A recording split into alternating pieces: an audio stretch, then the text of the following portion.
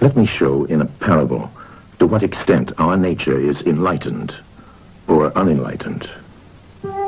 Envision human figures living in an underground cave with a long entrance across the whole width of the cave. Here they have been from their childhood and have their legs and necks chained so that they cannot move and can only see before them, being prevented by the chains from turning their heads around. Above and behind them, a fire is blazing at a distance. They see only their own shadows, which the fire throws on the opposite wall of the cave. For how could they see anything but the shadows if they were never allowed to move their heads? Between the fire and the prisoners, there is a raised way and a low wall built along the way like the screen which puppet players have in front of them over which they show the puppets. Do you see men passing along the wall, carrying all sorts of articles which they hold projected above the wall? Statues of men and animals made of wood and stone and various materials? Of the objects which are being carried in like manner, they would only see the shadows. And if they were able to converse with one another, would they not suppose that they were naming what was actually before them?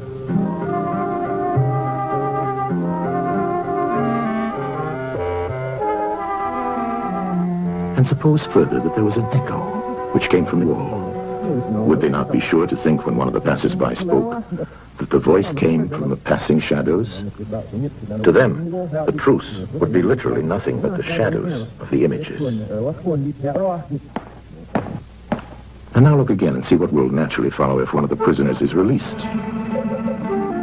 At first, when he is liberated and compelled suddenly to stand up and turn his head round and look towards the light, all this would hurt him, and he would be much too dazzled to see distinctly those things whose shadows he had seen before.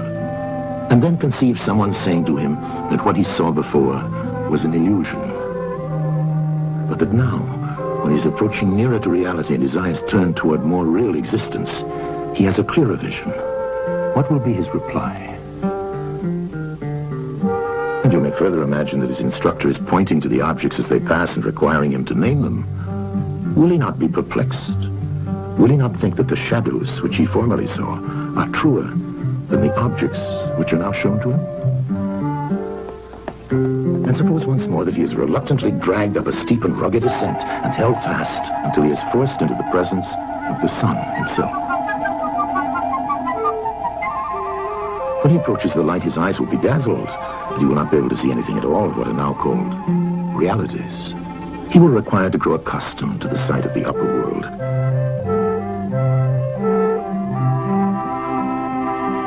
And first he will see the shadows best. Next, the reflections of objects in the water, and then the objects themselves. Then he will gaze upon the stars and the spangled heavens, and the light of the moon. He will see the sky and the stars by night. Last of all, he will be able to see the sun. And not mere reflections of it in the water, but he will see the sun in its own proper place and not in another. And he will contemplate the sun as it is. Imagine, once more, such a one coming suddenly out of the sun to be replaced in his old situation. Would he not be certain to have his eyes full of darkness? And if there were a contest of measuring the shadows, and he had to compete with the prisoners who had never moved out of the den, while his sight was still weak, and before his eyes had become steady, wouldn't they all laugh at him and say he had spoiled his eyesight by going up there? But it was better not to even think of ascending? And if anyone tried to release another and lead him up to the light, let them only catch the offender, and they would put him to death.